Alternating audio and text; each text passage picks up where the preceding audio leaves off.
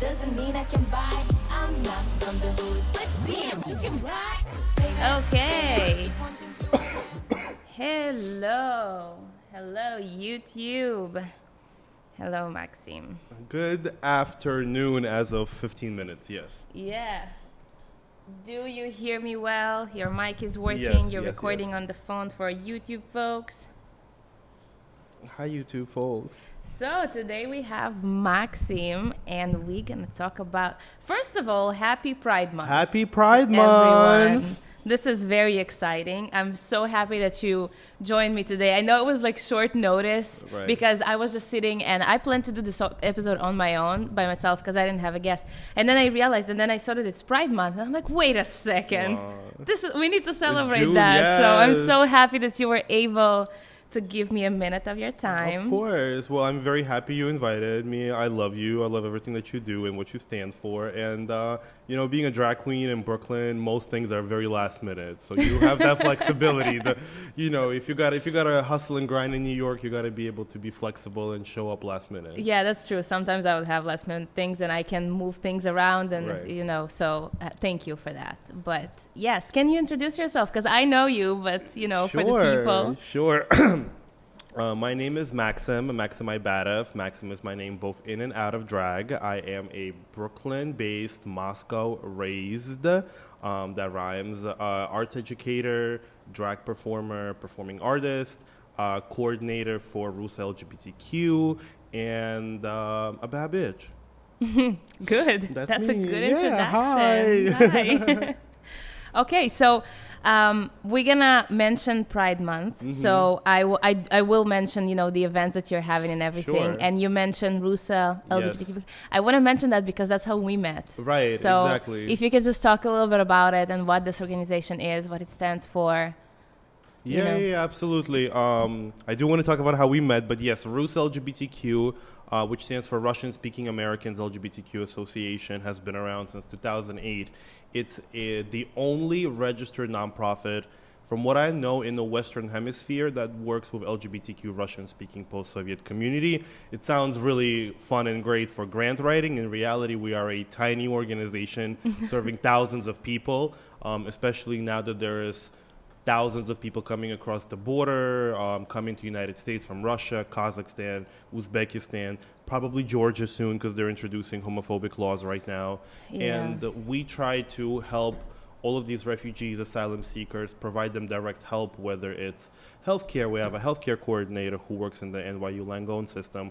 We provide legal help. We provide anything that people ask us for, whether it's furniture, whether it's laptops, whether it's resources, whether it's advice, whether it's just simply community, we try to give them that. And my job as the national coordinator, my responsibilities include our programming, which we have extensive. We have 10 to 15 events every month. I know, I see your events all the time. We do a lot of them, and then every time I'm like, okay, this month we're gonna do less. We're definitely gonna focus on less events, but then like, when you're the only entity that does events for this community, of course, like you add more, and especially now it's Pride Month, and we have a lot of events coming up. And then also I manage a volunteer team. We have a lot of volunteers who work for us because we are a small nonprofit. Most of our team members are volunteers, including our board and our executive director, Tanzila Oran. And then I also get to represent RUSA, come on a podcast like this, talk to folks. So it's an honor for me to be able to be the face and the representation of the Russian-speaking queer community because, as you know, there's not a lot of us in the media or just represented, but there is a lot of us. Russian speakers are almost 500 million people on the planet. The post-Soviet Union region, or like even like the former Russian Empire. I don't want to go to imperials or colonials, but it occupies like a sixth of the global land. So we are a huge community, but we are very, very underrepresented, especially the queer folks. So that's what RUSA does, and that's kind of what I do within that organization. We met actually when Coney Island USA, which is an incredible organization. Can you believe it was almost a year ago? It was almost a year. It's crazy. Yeah, time really flies. And it was Coney Island USA was like, we want you folks to come in and do a show. And I, as a producer, as the host, as a performer, as a marketer, as everything that I do, because I'm a Virgo who doesn't know how to delegate, we wanted to do a night of like international music, international performers. So we had you come as be as a rapper. We had a Kalmyk performer. We had somebody from Belarus. We had somebody from Ukraine, and it was actually a very special show for me because it was just 2 weeks after my sister passed. And I really appreciate you being there, and because in that moment I needed a lot of support and a lot of friends, and I can't believe that I did a show 2 weeks after something like that happened, but that's just the person that I am. I'm very like purpose driven and work driven and community driven, and the healing thing for me is always like bringing people together. I think it helps also to be surrounded by people, by community. I was also having a hard time when I was performing. I remember that, yeah. Yeah, so I come in there and just like you introducing me to everyone and just being there, you feel the sense of community, you feel the support. Yeah. And I didn't know anyone yet. It was the first time that we met. It was the first time I was seeing everyone. But it just kind of like gives you power. For sure. I mean, to me, I watched the Selena Gomez documentary back during the pandemic, and it's her documentary called Me and My Mind. And at first, walking into it, I thought, this is just going to be about, her career. But no, it's actually about her mental health struggles. And then one advice that she gives that helps with depression or loneliness or anxiety or just anything is being able to connect with other people in person. You know what I mean? Being able to, it's that energy exchange, but also it helps you get out of your head and realize, I'm surrounded by people. And then the joy and the energy that, I try to be very intentional about having that in our spaces. I can be a little bit like, not authoritarian, but like I try not to tolerate hate. I try not to tolerate infighting. I try not to tolerate any kind of negativity within the spaces that I create or RUSA creates, because we just already have so much of that. We can have respectful discussions about stuff, and we can get sometimes heated about those things. But for me, it's very important that whenever a person walks into, a RUSA LGBTQ event or a Talk Productions event, which is the production company that I own, people feel joy, because queer joy and community building and communal support are values that are important to me as a person, but they're also really important to me as a professional, as an activist. I think it's important right now, especially with everything that's going on in the world. I think it's very important to understand that it's okay to have these discussions, but still keep it respectful, and still because there's no place for hate. Like, we already have so many problems, and we just don't need more. And I love the fact that you say that you can have those arguments, but still keep it, so people will feel safe, that they can express their opinions without later being, And I think that's really important. I think people's ability to first express what they think in a space is really important for safety, because that makes people feel safe and belong in a space. But I think it's also very important for people to be able to hear sometimes things they disagree with, and still be able to feel safe because the other person is able to express that. And then also, at the end of the day, you and I are not Joe Biden. You and I are not, name any leader of the world. So the impact that we have on these things is only within our communities, within each other, between each other. So that's why I think it's very important for people to treat each other as humans, and see each other as equals. For sure, yes. You mentioned your production company. Yes. I want you to talk a little bit about it before we switch to RUSA. Yes, so it's called Talk Productions LLC. It's spelled TAWK. You might ask, what does that mean? So during the pandemic, right when the pandemic started, I was so frustrated with how the Trump administration was handling the pandemic, because I think that if we had a different president other than Trump, we would have not had as many people lost. So I was like, you know what, I need to do something. And I always wanted to start a podcast. It was always like my dream. I'm a big because you have the radio face. Yeah. Somebody did tell me I have the face of the radio, and I was like, that is really, really mean. It was a drag queen who said that, so it was probably some shade. So I started a podcast, and I was like, how am I going to call it? So I called it Let's Talk. And it's like TAWK. It's very like the New York Brooklyn, accent. exactly. Yeah. New York accent. Let's talk. But it's also, again, like what I'm going what I just talked about, having conversations about serious topics, but still in a respectful way that people can actually hear each other and find some compromise. And then I was like, you know what, if I have this podcast, I might as well register a business so I can write things off my taxes. So I created Talk Productions Great LLC. tip there. Exactly. Listen, we live in a capitalist system in America, and we have a very complex tax system here so that people can take advantage of it. So, don't abuse the tax system and definitely pay your taxes. Obviously. But, be smart about it. There are ways for you to do things in this country that can help you financially. I mean, it is a business, like people tend to think that if you're a creative, it's not a business. But music is a business, photography is a business, podcasting is a business because you invest your time, you need to buy equipment, right? So it is a business, totally. Yeah, like it's not shady, it's not abusing the system. So it's a very smart thing for you creatives that you come to New York and you want to start a label, you want to start something, you're doing something. Open a business for it. Sure. You're buying things, right? Yeah, and it just also makes it look more serious, and it makes you take it more seriously. When you're a business owner, you work for yourself, so you have to have the discipline and self-accountability, so that helps. And then I stopped doing the podcast because I just entered nightlife. I was doing a lot of different things, but then I realized, I was like, I have a production company. Why don't I just start producing events underneath it? And my first event that I produced for Talk Productions LLC was actually at House of Yes. And I really want to visit there. I've never been. It's such a cool place, and it's actually owned by a Russian woman. Really? Her name is Anya Sapozhnikova. Hi, Anya, if you're watching this. She's incredible, and just the venue itself is amazing. And there is I wouldn't call it queer, but it's a kinky underground party in Russia called Lashatka, which means horse, and it's been around for almost 15 years. And I was the first one who ever brought them to United States. Wow. At House of Yes. So that was kind of like a big swing for me to do for my first production. At House of Yes, brought international party, brought DJs and producers from Russia. It was Pride actually last year. And then so since then, I've just been on a roll producing events, performing in them. As I mentioned, I usually produce and perform in them myself because I also do drag.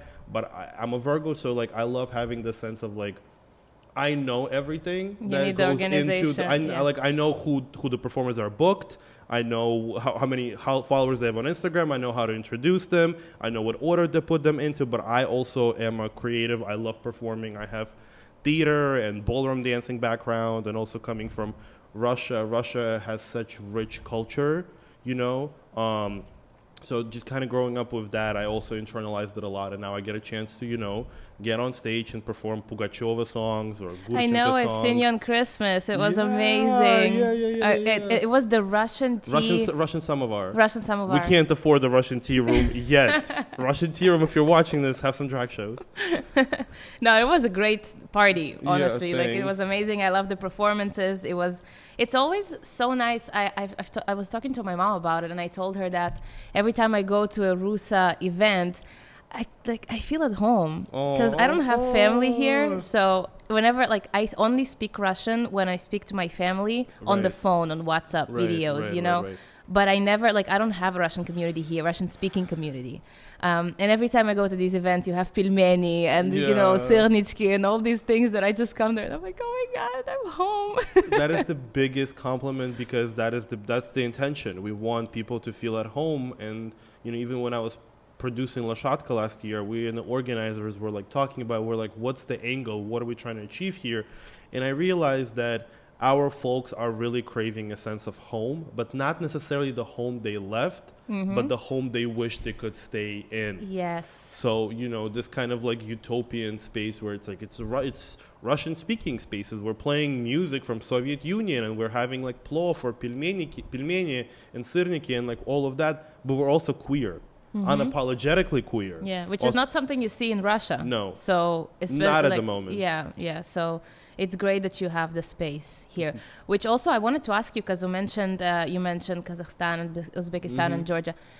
What I wanted to ask if, because from what I've seen in the events, not everyone speak Russian. Right. And I just want to emphasize and make sure if somebody wants to join the organization but they don't speak Russian because they come from a different place, how does that work? We welcome everybody.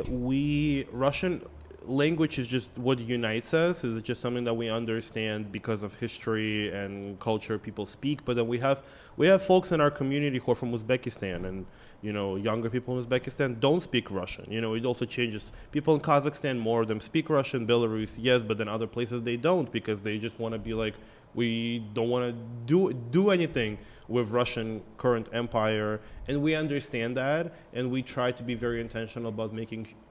We still understand that we all come from the same culture, so we have more in common than divides us. So we want folks from everywhere to come join us, and we, as an organization, even on our board, we have people who speak a little Russian, but they're interested in the culture. Or we have volunteers who were born here and have no connection to any of those countries back home, but they love Russian culture and they're interested. And we also have people who just care about refugees, who care about immigrants, who think that the immigration system in this country is broken, and we as a community need to step up better to support each other. So we welcome everybody. We speak Russian at our events, but as a host, I try to speak Russian and English. And you translate usually I from try what to I've translate, seen. and my brain really hurts after that. But in the moment, I'm equally fluent in Russian and in English, thankfully. And we want people to understand that our community is for everybody, but we do need help and support because we don't have the same representation and visibility as others. But our people, our folks who come here, they actually want more English speakers or other language speakers in our spaces, because then they get to practice their English. Yeah. Because as you know, as an immigrant in this country, learning English is survival. You can't survive in this country without and the learning best English. way is by communicating Exactly, with with others, people, and not being afraid that you're going to make mistakes. You're going to make mistakes. That's how you learn. And English is also, thankfully Americans themselves make a lot of mistakes when they speak English, so it's okay. That's true. Wanted to ask you, how did you find your way to RUSA? I knew of RUSA for years. I went to Brighton Beach Pride, which I am rocking the merch over here for, in 2018. I was producing events in nightlife, specifically once the full-scale invasion of Ukraine started in 2022. We are where we are right now is literally next door to $3 Bill, which is my favorite queer club in New York City. And I was a part of producing. I'm trying to say this while still sounding humble, but I think that every single pro-Ukrainian fundraiser in queer nightlife that happened in the last 3 years, I was involved in. Okay. And the very first ones we did at $3 Bill, so that's how I kind of developed experience. I was working with somebody who I don't want to talk about because they need to be in jail or in a psych ward. But I work with them and I learned a lot of things. And then RUSA, when they've been around since 2008, but they only registered as a nonprofit 2 years ago, because that's a big process. You need to have a board, you need to have a lot of rules, but then that way you can fundraise. And RUSA kind of, as the demand for more people grew, RUSA realized, okay, we actually need to start having money and not just rely on individual donations from people. Mm-hmm. So once they registered for a nonprofit, they started looking for coordinators. So they posted online, we're looking for a part-time events coordinator. And I read the job description. And at that time, I stopped working with that man. And I was in a very, very, very low place in my life. I was broke. I was unemployed. I was stealing food from groceries for months. I couldn't find a job. I felt very dehumanized. My reputation was in ruins.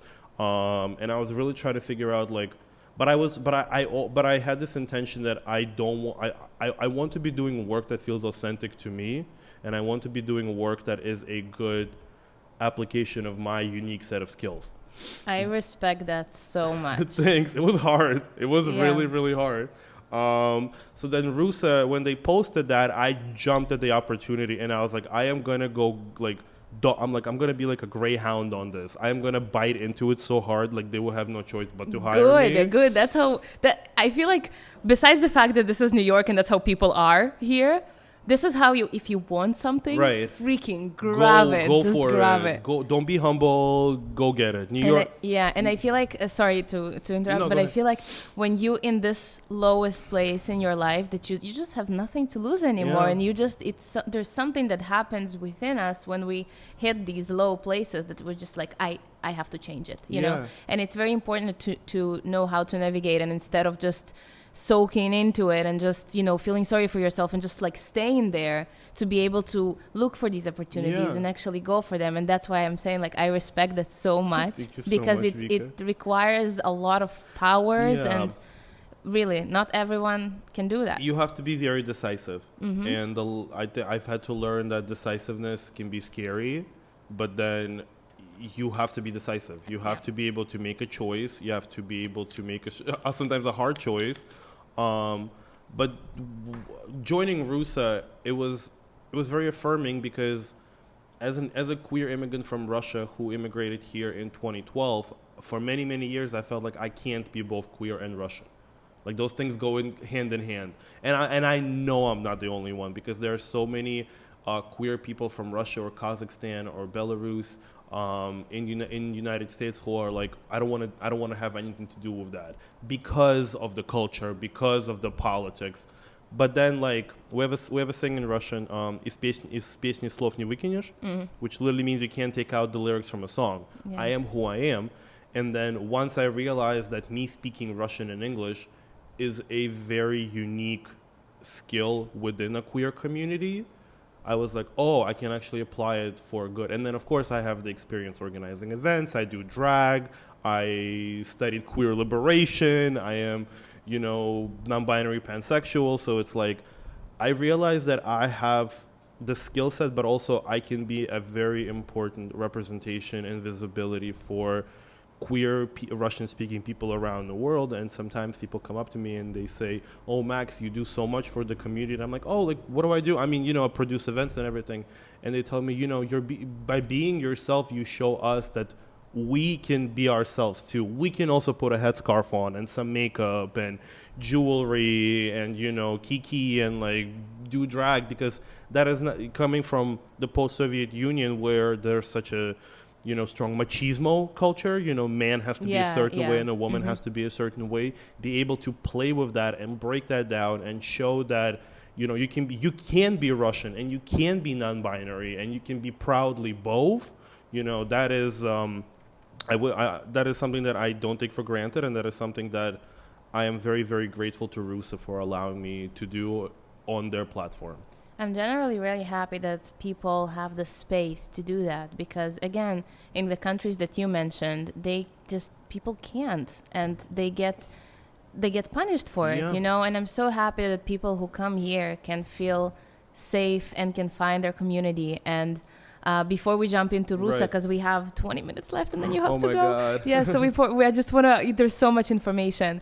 But before we jump into RUSA, for people who are planning to come to New York and are part of the community, I just want to know how you feel just being a queer in New York, about like how people see it, where can you go, opportunities, or, you know, just generally how it is to land here as a queer. I think the first thing I feel is that I feel safe.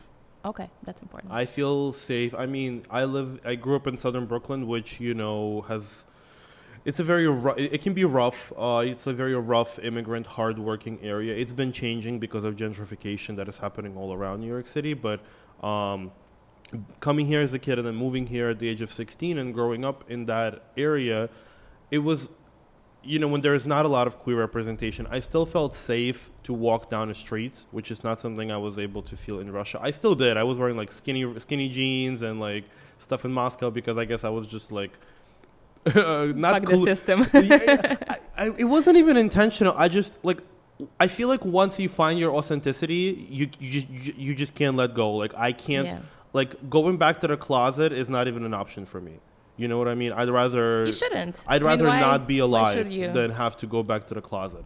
So New York City is a place where, you know, you can come. And I remember when I went to college, Baruch, for the first time, being like the queerest kid in my high school in Southern Brooklyn, and then I met people who were more queer than me, and I was like, oh, so it's like there is, you see potential in New York City, you see opportunity, and then, if you pay attention, if you kind of go places and show up and are not afraid to explore, you can find anything. And especially as a queer person, we are living in a queer renaissance right now. Our culture is everywhere. We are represented. We're in the White House, we're in Congress, we are all around the world. So right now is the best time probably in recent modern history to be queer. Obviously there's still pushback and laws and threats, and that's just the nature of our existence as people who challenge the system just by simply being ourselves and being born this way. And New York City is a place where you can not only feel safe and find yourself, but also be able to find opportunities that feel authentic to you. Like I don't think that I would be able to have the career that I have if I didn't live in New York City. I mean, New York City definitely gives opportunity to everyone. There are so many people here, and everyone is unique. Everyone is. I feel like every person here has their own color, their own. Like there's something. Like a voice, and it's so important because there are many countries in the world that. You don't want to stand out. You can't stand out. You live for the community. You do what you need to do within the community. But like nobody wants you to stand out. You don't want to stand out. And I feel like New York is the place to stand out. To to just be who you are. This is where you get noticed by standing out. And I think that also New York is just a very liberated, free place in a way of not like the freedom that people scream about. Freedom is about not judging other people about how they live. Yeah. That's what freedom to me is. That's why I think that Russia and Russian people, not everybody, but I think the Russian people en masse are just not free people because they don't know how to free themselves from the weight of judgment. That's true. And I think that in New York City, people can like look at you and be like, what is she wearing? But it's more of like, that's last collection as opposed to like, oh my God, you look like a, it's different kind of judgment. So I think, for anybody who's planning to come to New York, come see it. It's a very rough city to live in. I don't want to build illusions. It's a hard city to live in. You have to grind and you have to hustle and you have to deal with our weather and our dirty streets and our expensive housing. I think we talk about it every episode. Whoever comes here, just always a mention of like hustle. And, but it's also the best place in the world. You meet people, you get to have so much fun. You learn about things that you would not be able to learn. You find out there's career opportunities you didn't even know existed. That's true. So, definitely. Once you figure out the rhythm, and if you are a bad bitch, like I said, I am, who has tough skin and who can handle it, this is an environment that you will thrive in. So, come to New York. Yeah. Okay. So it's Pride Month, and RUSA has a lot of things going on, right? So I want to talk a little bit about that. I want you to mention, for those of you who are in New York already or coming anytime soon, something that I didn't check is I don't actually know why Pride Month is in June. I can tell you. Tell me, please. I can tell you why Pride Month is in June because back in 1969, there's a club Stonewall in Manhattan. It's a very famous club known for where the Stonewall riots have started, where the police was known to be raiding queer clubs on a constant basis based on cross-dressing laws and just harassment of queer people. And one night at Stonewall, people said enough. There is history about who threw the first brick at Stonewall. Many people say that it was Marsha P. Johnson, a black trans drag queen who was known as the mayor of Christopher Street. Christopher Street is the street where Stonewall is on. And then it started an actual riot against the police that lasted for 3 days, and that was actually June 29. It was also the same day when Judy Garland passed away. And Judy Garland was a huge queer icon because she created spaces at her shows and her concerts where queer people could come and meet and be themselves. So it was kind of this energy of a queer icon dying and people just being absolutely fed up with the police brutality. And then that started in June. And then the next year, in 1970, the same weekend as the Stonewall riots were the year before, they held the very first Pride parade, which is now known as NYC Pride, which is the longest running Pride march everywhere in the world. So that's why June is Pride Month, because there's a lot of history that happened in June that is fundamental to the modern queer liberation movement. Wow, thank you for that. course. Thank you.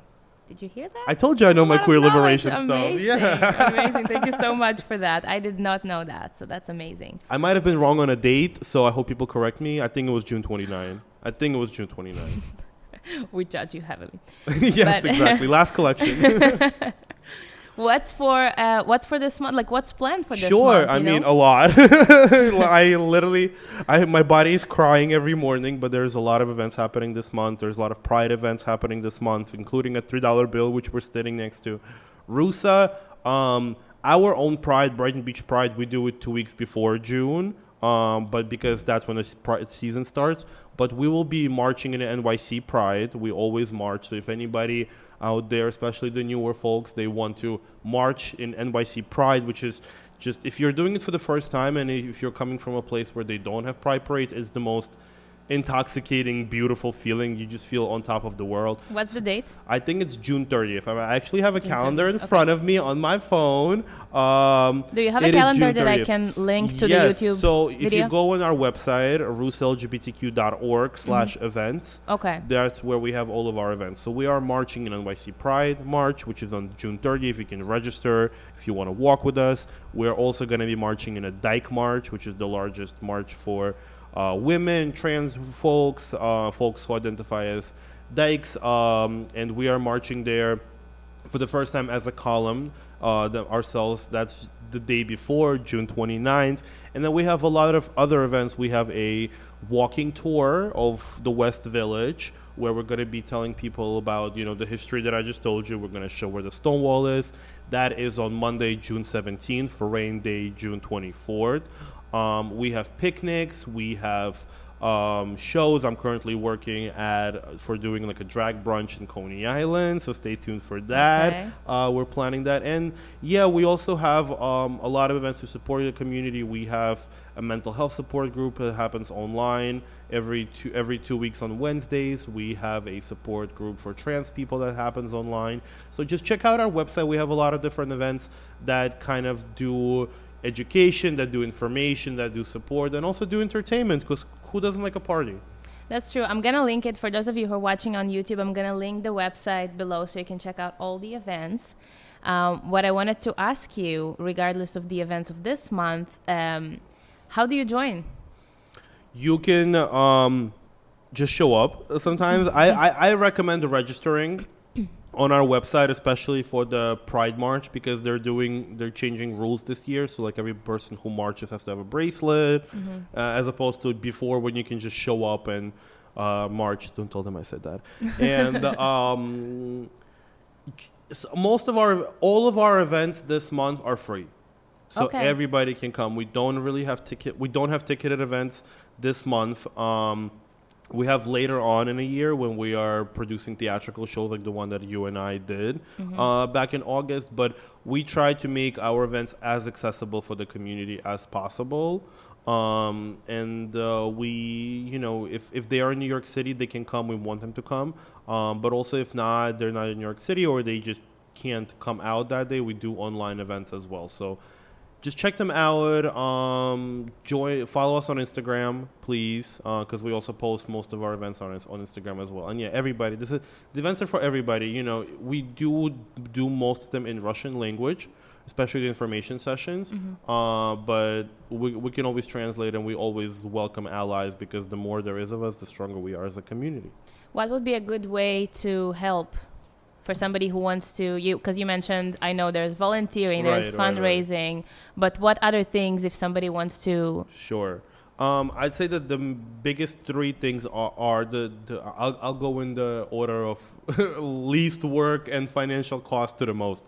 The cheapest thing is follow us on social media. Give us engagement, like our posts, share our events, because the more the higher the reach we have, the more people find out about us, and then the more people who might need our resources and our help will find out about us. So you never know who might see your story or who might see what you're sharing.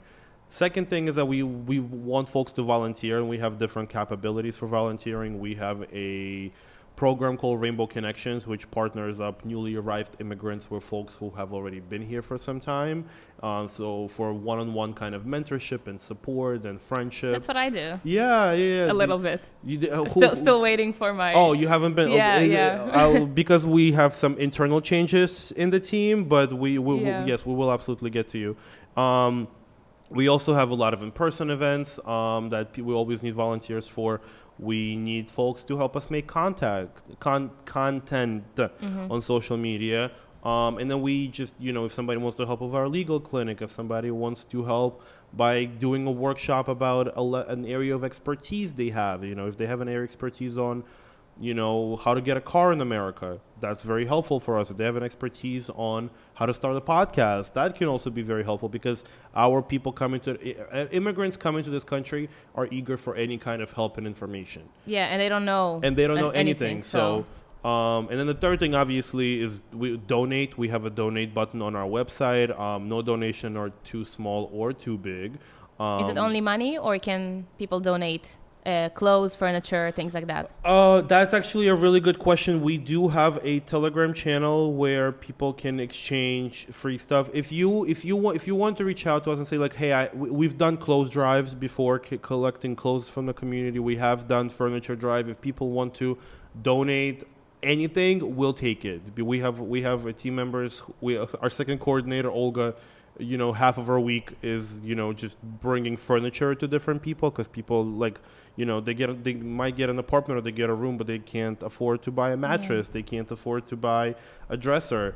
There is also, by mentioning that, if anyone is looking, and not, of course you can reach out to the RUSA community, but there is also, if you can't afford furniture and things like that, there is an amazing resource on Facebook that's called Buy Nothing, and there is a group to every region, so it can be Manhattan, Upper East, Brooklyn, Queens, wherever you are. Nice. You just put Buy Nothing, and then it gives you the area you're at, and you can either donate, or you can exchange, or you can take it toll free. And there is a website that's called Trash Nothing, which is a website, and also there are people just giving away free stuff. So that is also some resources that you can check out in case. I will definitely share those resources with RUSA folks as well. Thanks. Yeah, definitely check them out. People can donate laptops, people can whatever. If you want to help, reach out to us. How is the best way to reach? You can email us at info@rusalgbtq.org, or my personal email, maxim@rusalgbtq.org. You can find information on our website. We also have website submissions. DM us on Instagram. We're pretty accessible. Okay, we're pretty awesome. accessible, yeah. That's great. That's amazing. What time is it? Oh, we have 5 minutes. We still have some time. And I can stay for another 5 minutes. I can be a little late to my next meeting. Oh, yeah. Thank you so much. I feel honored. Yeah. Wow. Okay. I feel like, so if you want to join the RUSA community, you know how to do it. If you want to find them, if you want to reach out, if you want to volunteer, whatever you want to do, the link is below. You can find all the information there, as events and everything else. So thank you so much. Thank you so much. What else did I want to ask you? I feel like there was one question that I want to ask you, and I'm not sure I covered it. You can ask me a couple of more questions. I love to talk. That's why it's called Talk Productions LLC, because I'm really good at talking. That's why I have this podcast, because I'm like, I love to talk. Let me do that. And what a better way to connect to somebody than force them in front of a microphone and have a discussion and look each other in the eye. Exactly. Tell us what you have planned for the month. So we talked about the RUSA. Sure. Organization. What do you personally have planned? You know what's interesting? Usually you would think that Pride Month is the busiest month for a drag queen. I don't have a lot of performances booked this month, kind of intentional, because, Pride is 365, 12 months a year, and I kind of want to focus a little bit on my health. I got my health insurance after not having it for 6 months. Just little copay, no monthly premiums, yay. And I kind of want to just take a moment to kind of focus on my health and everything. But I am working on a show in July. It's going to be July 18 at Coney Island, USA, which it's going to be a Pride show. It's going to be a variety show, Coney Island Pride, and we're going to have different performers from the area doing different kind of just variety art.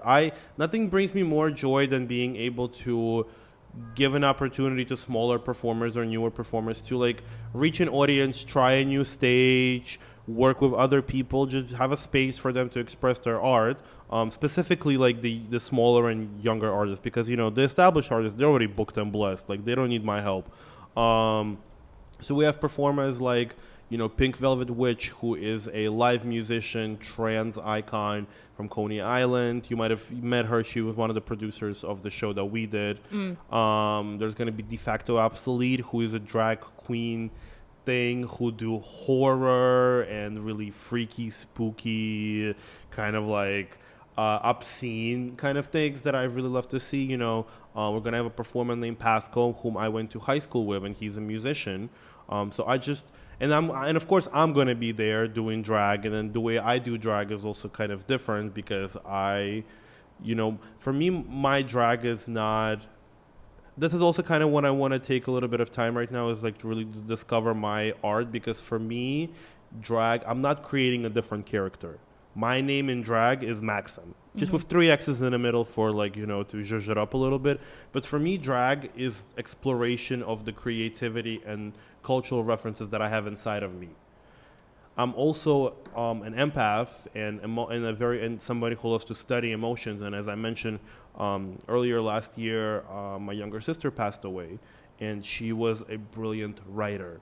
And when she wrote, she published a book at 18. That's kind of iconic. And when she wrote, she had this incredible ability to capture the complexity of human emotion in a way that, like, when you read it, you just want to take your heart out. Is it a book in English?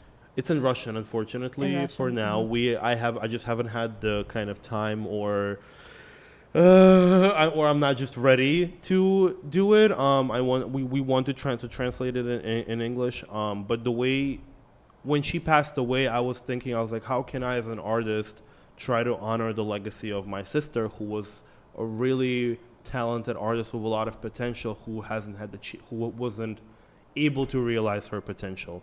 And then I learned that I'm a performer who revels and who loves to perform best these like highly dramatic emotional numbers, because the human emotion to me is the most interesting concept to play and study. And so when you come see me perform, yes, I give high energy, but I really love to dig into the performance. And my favorite, and if you come see me on July 18, my last performance is going to be dedicated to AIDS victims who've died of AIDS. And I think that during Pride Month, it's also really important to remember. To raise the awareness as well. To raise awareness. There's a lot of people who think that AIDS was a conspiracy theory, which is just mind-boggling to me. That, so many young, talented people, especially in the queer community in New York City, but also in Russia and everywhere around the world. So I will be doing a tribute number to that. It's going to be very emotional, but that's just the kind of artist that I am. I love to dig, and I love to kind of dissolve in the song. If it's like if it's like a Celine Dion song, or if it's a Barbra Streisand song, there's so much vulnerability and rawness and tragedy in it, and I love to experience those things and then channel them through my body and give them back to the audience, because I think love and tragedy and vulnerability is something that we all as humans can relate to. And it's kind of, in that moment, I really feel connected with the audience, and I really know that I make them feel very present in that moment, in their bodies, in their emotions, because that's how I feel. So I know that they also feel that way with me. And that's just something that I am going to be taking the time to work on and process. And yeah, come see me perform on July 18. I got a little lost a little bit in No, that's okay. And I put a camera here a little bit for you so people here in the radio can see you. I don't know if it's there you are. Over there, do you see? Nice. There you go. That's yes, your little bit. The camera hello, is not hello. Yeah, come see him performing on July 18th. I'll definitely I will correct you. They, them. My pronouns are they, them. Oh my God, I am so sorry. Actually,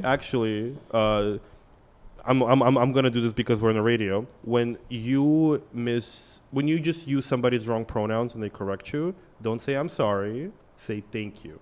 Okay. Because when you say I'm sorry, then I have to be like, oh, it's okay. It just takes into like a negative space. But if you say thank you, it's like, you're welcome. Thank you for, being open to learning about it. And then it becomes a more positive experience for everybody. Okay, so thank you. Yeah. We all learned something. Come see them on July 18th performing.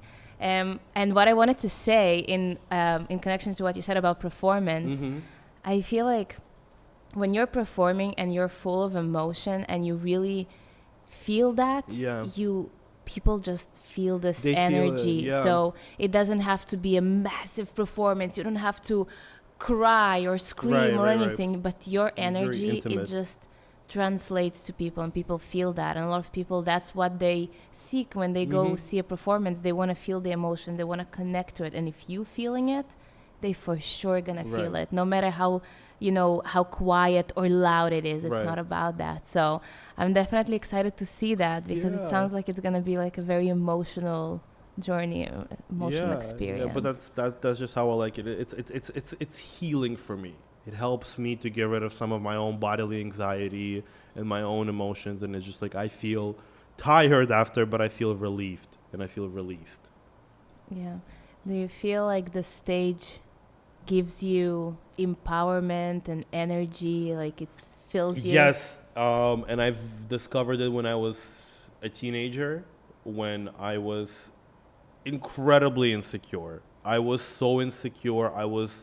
I never made eye contact with people because I thought that if they look me in the face, they're gonna think, oh, this person is so ugly, I can't stand them. That was just, kind of experience of growing up queer, but also kind of being Jewish and Middle Eastern in a Russian culture where everybody's just white. But then I didn't know how to deal with that. I didn't know how to overcome that insecurity. And then I remember getting on stage for middle school show and performing and having this realization that when you're on stage, the audience is rooting for you because they're there. They're spending their money. They're spending their time to watch you on stage. They want you to do well. And they want to enjoy it. Yeah. So that doesn't really give me a sense of pressure. What that gives me is that, I get to create how the audience perceives me. And in that moment, I feel very free from judgment because I am in control. So that really gives me a sense of empowerment, and that was also the kind of the little teenage Max who I'm hugging right now very tightly, having that realization that the stage is a place where you can be you, even if you're being somebody else. It's you, it's your body, it's your emotion, it's your voice, and I just find that so incredibly empowering that going from being insecure and being afraid to connect with people, I now get to connect people by being my most vulnerable self on stage. And I think vulnerability is incredibly empowering because it frees you. Yeah, and a lot of people think that vulnerability makes you weak or makes you seem weak, and it's I just want to emphasize how not true it is, because vulnerability is just you allowing people to feel and to sense you, the real you, but it absolutely doesn't mean weakness or anything else, because I used to think that. I used to hide my vulnerability. I used to hide my emotions because I'm like, I don't want anyone to know that I'm sad right now because they're going to use it against me. I don't want to cry right now because this is weak. And I'm still working on it because I was raised that way of being like strong and never emotional. So now as an artist, I'm working on being more vulnerable with my listeners, with people, and so that's and I've seen you perform, so you definitely give out this vibe of like, because the confidence is there, but then also the emotion, so it's so powerful. I've learned that not being vulnerable actually makes you weak, because it's this weight of not allowing yourself to be who you are and holding back that it can drag you down. Once you allow yourself to be vulnerable, once you allow yourself to be authentic, you allow yourself to be yourself in that moment without having all this weight on your shoulders. And that's what actually makes you a stronger person, because then you actually realize the depth of your emotion, and you realize your own resilience, and you realize your own capabilities and possibilities and boundaries. So yeah, be vulnerable, the best thing ever. And not talking about the fact that when you store emotions, it hurts you. Like Yeah, really you can't from hold inside, back. it breaks you. You need to have a chance, because I've dealt with people who didn't know how to process their emotions, and then that can just become collateral damage. Yeah, You're not only hurting yourself, you're hurting other people. that's true. Max, thank you so, Thank you so much for having me, coming Vika. and staying for 7 extra minutes. Oh my I God! appreciate Yes, it yes. so I literally much. have a RUSA meeting right now with all our executives. That's great, and I hope this channel and this episode really help people to explore the community a little bit, and whoever Yeah. wants to join or volunteer or help or just anything, just if you don't, sure, just reach out. Reach out to Maxim, reach out to the community, send them an email, call them, come to the event and just talk to them. They're very reachable. Yes. I can definitely say Yeah. that because What are you trying to say about me? Hey, that yes, I am. Yes, I am a whore. But yes, they're gonna go now because they have a meeting. But I am staying here, and after the break, we're gonna do some poetry reading and some tips and national holidays, as you already know. So I will see you soon. Yes. Bye, everybody. Hi, YouTube. So I hope you enjoyed until now. That was a really fun episode with Maxim. He's a good friend of mine, and he agreed to do that, and I am so grateful, as I mentioned, but they needed to go because they had a meeting. So we have around 25 minutes. We'll see how that goes, but honestly, let me fix this camera just a sec. Let's see. Okay, I think that is fine like that, so the folks that watching the live show can see me. Okay, I'm good. I have like a lot of cameras on me because I'm recording for YouTube. I'm gonna record a little bit of a little reel that I want to do for the poetry, because I am gonna read some poetry now. So anyway, I hope that you enjoyed the first section of the episode, because I love the RUSA Organization. As I mentioned, it makes me feel home, and I just love that people have the opportunity to be a part of a community, because it's not always the case. And what this organization does is just amazing, because I am following them on Instagram, and I watch and I see them work, and I see all the events they're doing, and it's the incredible work, and it's volunteering. A lot of it is volunteering. A lot of people volunteer there. I try to volunteer there whenever I can, and it's they have a great cause, and I check them out if you want to be a part of the community. If you have any way to help them, even if it's a $5 donation on their website or on Instagram, it helps a lot, and it makes a difference. Moving on to the next section of the show, so a thing happened yesterday that was super, super annoying to me. But what happened yesterday is that I started the day really well. Like, it was a great day, and I was really excited. And then suddenly, out of nowhere, like I heard something or I saw something, and it completely flipped the situation. And suddenly, from motivated and inspired, I went to this scared and unmotivated and just, anxiety and a panic attack. And like, it was crazy. And I was so upset at myself. And I was like, what the hell is happening? You were just like a second ago, you were so motivated and so inspired.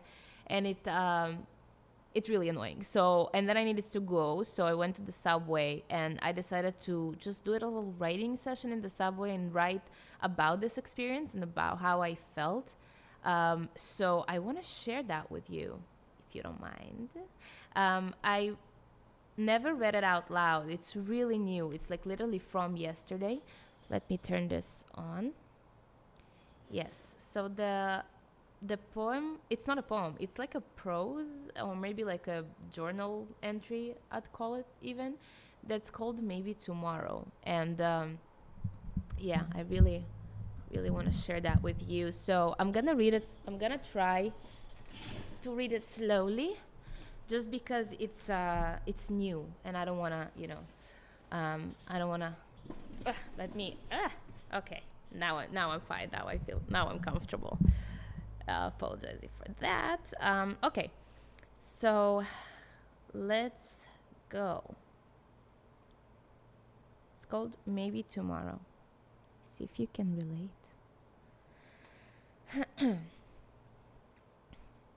Do you have the feeling sometimes that your mind is not your own?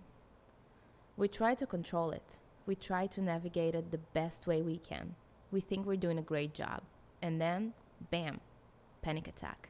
Anxiety creeping out of nowhere, making you feel like you lost everything in one single moment.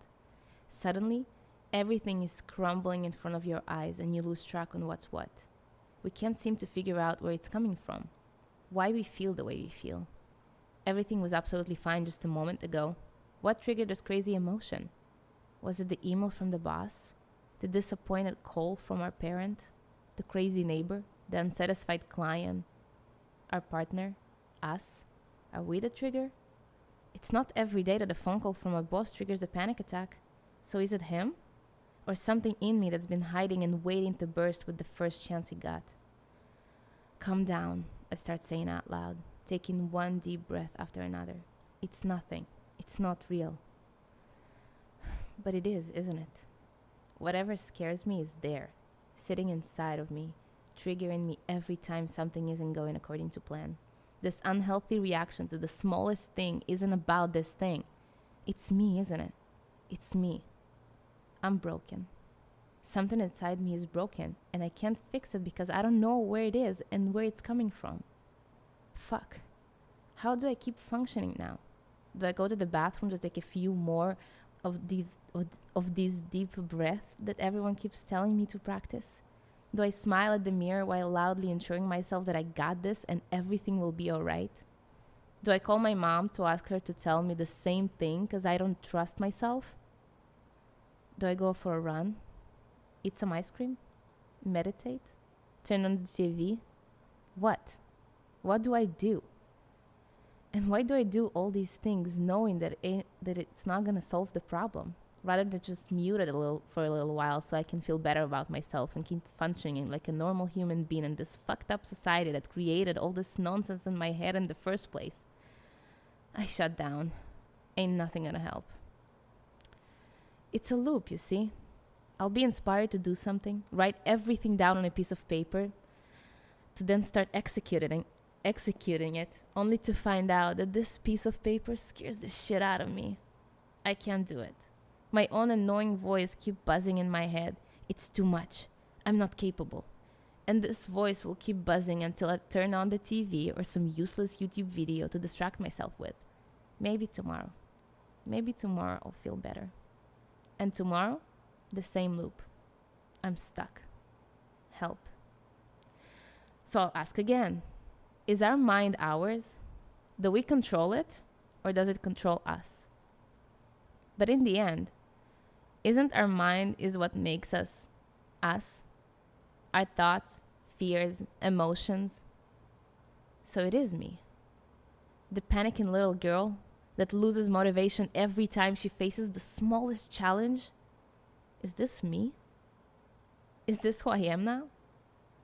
I close my eyes with the hope of change, healing, and some sense of direction. Maybe tomorrow. Thank you for listening. Yeah, that was written yesterday on the subway, so first time reading it. Definitely gonna modify it a little bit, but I like it, and I would love to know how you feel about it and whether you felt it or you can relate, or maybe you can't relate but you understood what I'm going through, or just general thoughts, or maybe solutions to how to overcome this problem. Because if some of you know how it is, to have this panic attack after you've been motivated a minute ago and you have a way of dealing with it, please share it in the comments. Please share it in the DMs or whatever way you prefer to share it with me. But I would love to know how you deal with that, because it's something that I noticed happens a lot to me, that I just go up and down, up and down, up and down. And it's something that annoys the fuck out of me, honestly. And I don't know how to handle it sometimes. So I'm just like, and then I'm not doing things that I'm supposed to do. So if you have a solution, please share it with me. I will appreciate it deeply. Let me turn this off. Aha, I recorded a reel. Now I have a reel as well, although I got stuck in the middle a little bit. But raw material. Let's appreciate that all together. Okay. Moving the mic back. Sitting more comfortably because I finished the reading. And now let's see what's on the menu for today. I also wanted to tell you, in case you're following me on Instagram and you notice that I've been gone for a while. I think my last post was, just a second, let me open this. I'm so confused right now. Multitasking. Open recent radio show. Sorry. Okay, there you go. Where was I? I am so distracted right now. Ooh, I feel every time after a performance, that's how I feel. I'm just like, need to calm down. But found it. Okay, amazing. What's on this? Yes, so I've been away from Instagram. My last post was for non-subscribers, was like beginning of May, and then I just kind of stepped away a little bit from Instagram, and oh my god, you guys, I feel so good. I can't describe the feeling of freedom that I suddenly felt just by not caring about it. Just by living life outside of this spectrum, just having this podcast, going to events, talking to real people. And I mean like physically talking to them, because obviously Instagram is real people too, but you don't actually know them, you don't actually see them, it's all virtual. But going to actual events, actual networking events, and just parties, social parties, social events, it made me feel so good. And I felt like I was present, and I don't know, just my mental health and everything was just better. And that being said, I know I need to be on Instagram. I do know that. I'm an artist, I'm a creator. That's my way of sharing my art across the world. So obviously I need to be there, and obviously I do understand that. But I am looking for a way to moderate it and to still be there, but also be more present here and concentrate on, writing, creating, making music that is not for Reels only or for Instagram only, And I do have a subscription on my Instagram in case you want to subscribe. Please do. It supports me a lot. And it makes me want to create more because I see that you're appreciating what I'm putting out. So I have a lot of things that I've written.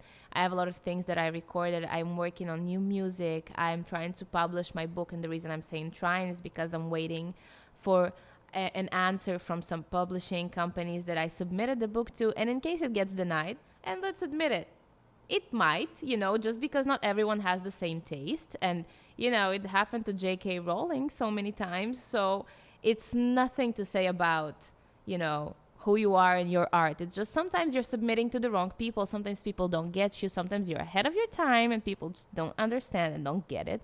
That's fine. So that's just to say that if you get a no, don't get discouraged. It's just an opinion of somebody else. Doesn't say anything about you. So what I'm saying is if these publishing companies will decide that my book is not for them, I will then publish by myself. But first I want to see if these publications maybe will be interested to help me, because obviously it's a good idea to try to publish it with companies first because they have the budgets, for marketing and all that. So I'm holding my fingers that maybe one of them will accept my book that's called Pretty and Alone. It's a poetry book that I finished writing recently, and now I'm working on a new one. I'm also working on a new book. So a lot of things are happening, but what I'm saying is this inspiration and this motivation, it all comes from outside of Instagram. And Instagram hurts me a lot because it creates a room for comparison and unrealistic expectations. And just following numbers and judging yourself according to these numbers, which are not even in your control, but it's algorithm, and then you need to put money into promotion, and then you see some results, but then when you're out of money, it's gone.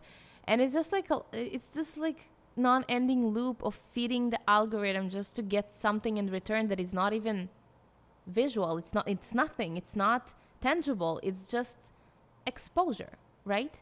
But you can do so much outside of the Instagram spectrum, of the social media spectrum, and that's what I've been concentrating on. So a good way to find me on YouTube, because I'm really enjoying to have this show. I feel like I talk to real people, I feel like I'm learning from them, and I'm inspired with every guest that I'm bringing, every guest that comes here.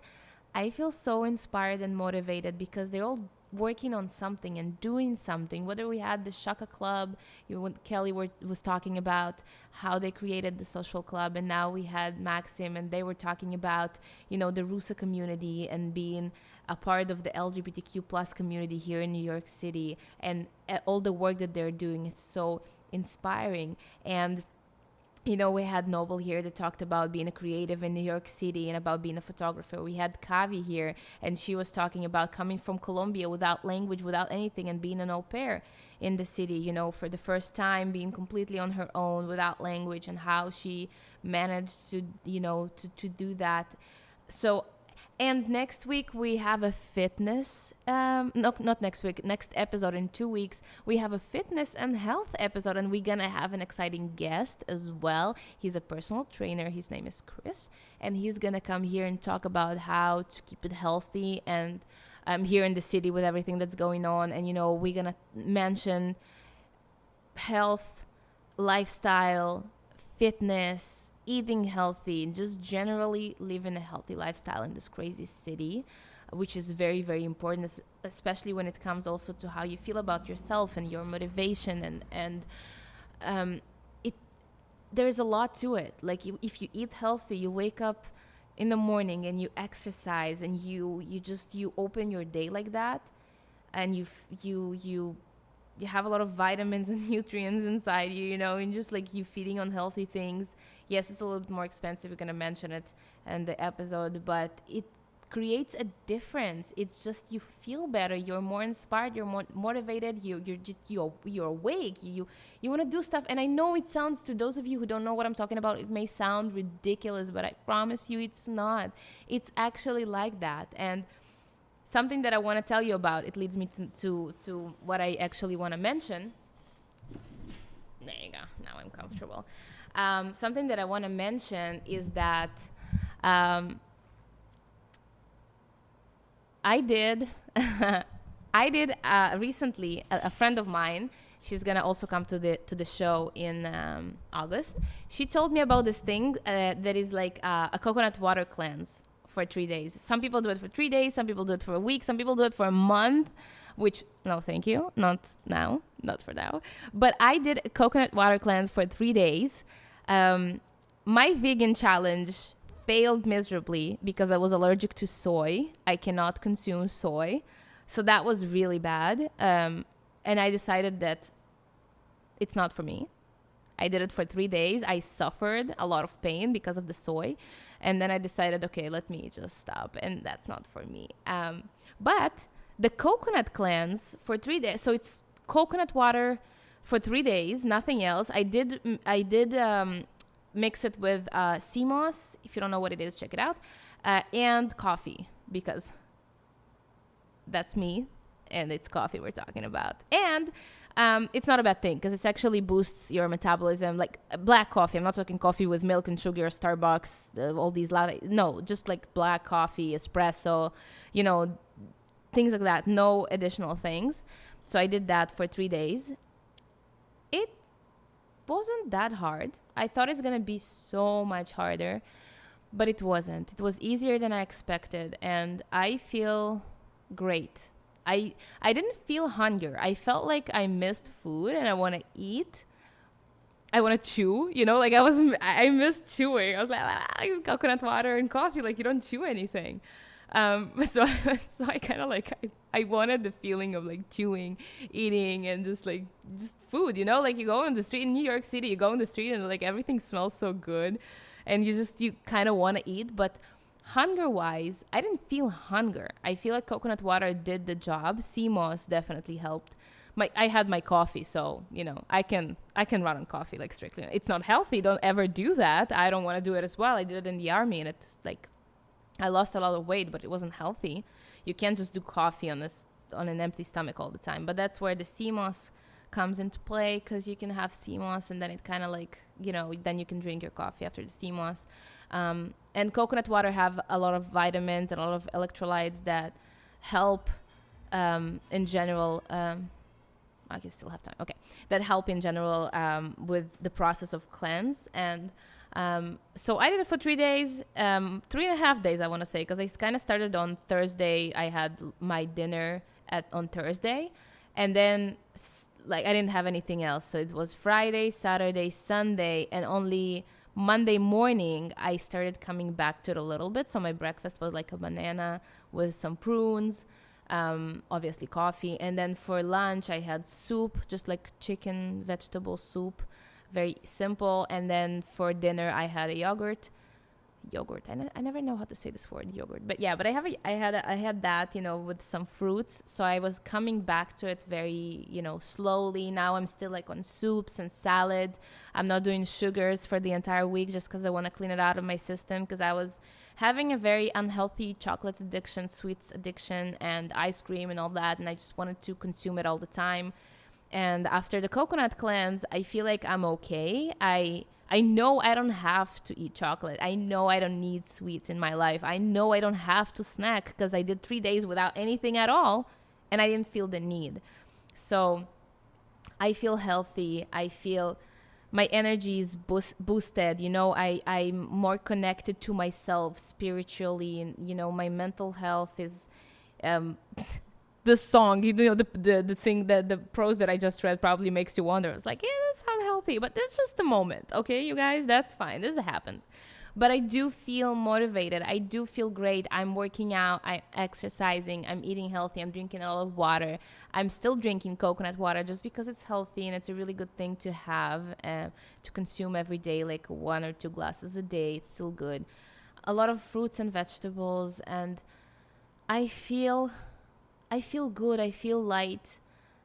It's not necessarily about just like losing weight and that, but it's just about, controlling your body, having all the vitamins and nutrients that you need to have, and not consuming all this junk food, and knowing how to say no to temptations, which sometimes it gets really hard because you really want to have this burger and you really want to snack on these French fries. And not to say that like you can't. Obviously you can, and it's okay to do that. Like, live life. Like, that's fine to have ice cream once a week. It's okay to have a piece of chocolate, a slice of cake for your birthday, or for somebody's birthday. It's okay.